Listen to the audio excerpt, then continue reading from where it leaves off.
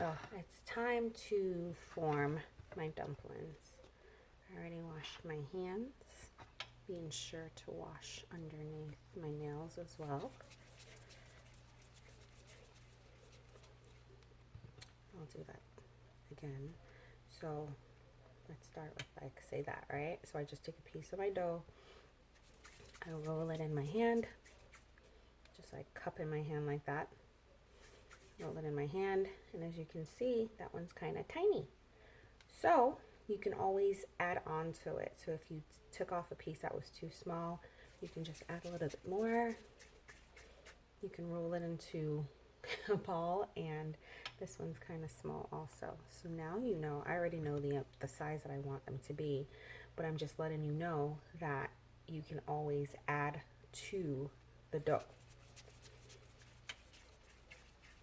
So you hold your hand like that so it has a little indentation in the middle, and you just rub it around into the shape that you want it to be.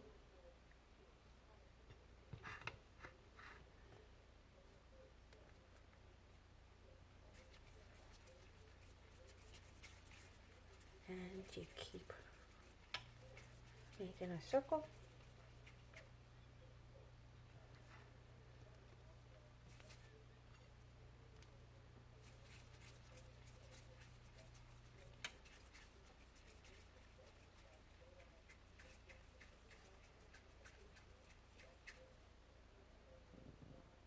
Now there are some people that will clean their countertop and add flour to their countertop, just a sprinkle of flour, and they'll roll their dough on the countertop.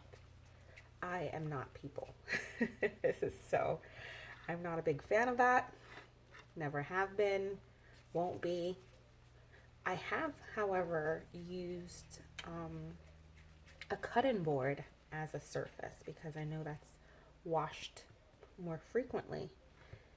And I've sprinkled flour on the cutting board, and I use that as a surface to roll your dough.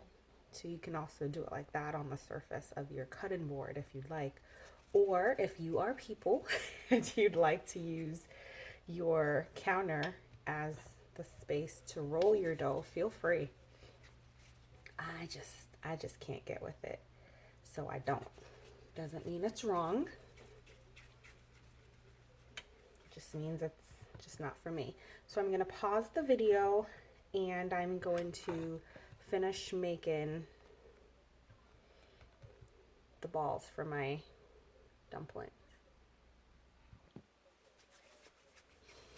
Okay, so I'm down to the last few, and I wanted to let you know that you don't have to have it perfect.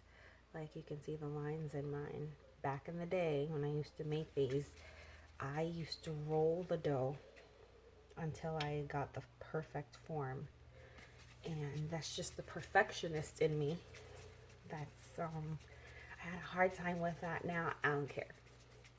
So it doesn't have to be perfect. That's a-okay. So I normally leave just a little bitty piece of dough, and this is my tester, and I'll show you what I mean.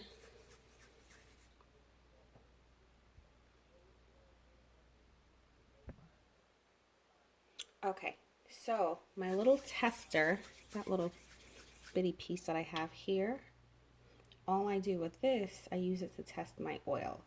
So while I was making my dough, I had my oil on the stove, and I had it getting hot at about a little less than medium heat. So that once I put it in there, you can see it starting to fry. So I know that my oil is at the perfect temperature. Now, I also use this as a place to mark where I placed my dumplings, and you'll see in a minute.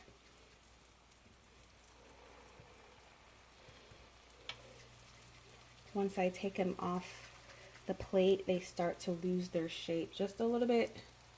So I'm just quickly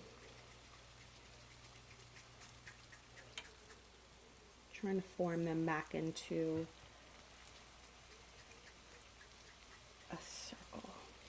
And I place them around my frying pan, trying to leave space in between. Don't do that with your hands. I'm not touching the part that has the oil.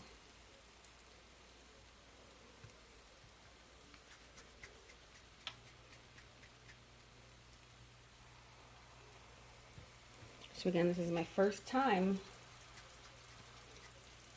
making it after having my dough refrigerated. So let's see. So I normally keep my tester in the middle, so that way I know what direction I placed my dumpling. And I can start to flip it.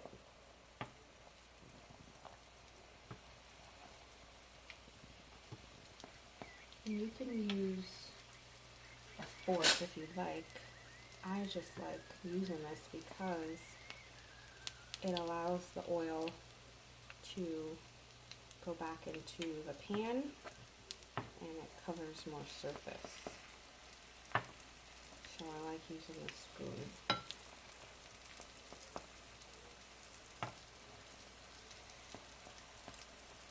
And the oil was a little bit too hot. Anyway, so I'll give it a couple of minutes and then I'll start to turn it again. My tester is much smaller, so I'll need to turn that a lot quicker than the others.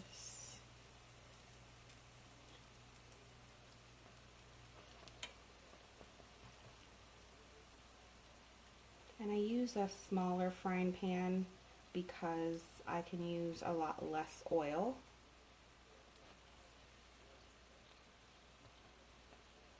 So I'm okay with making a small amount at a time.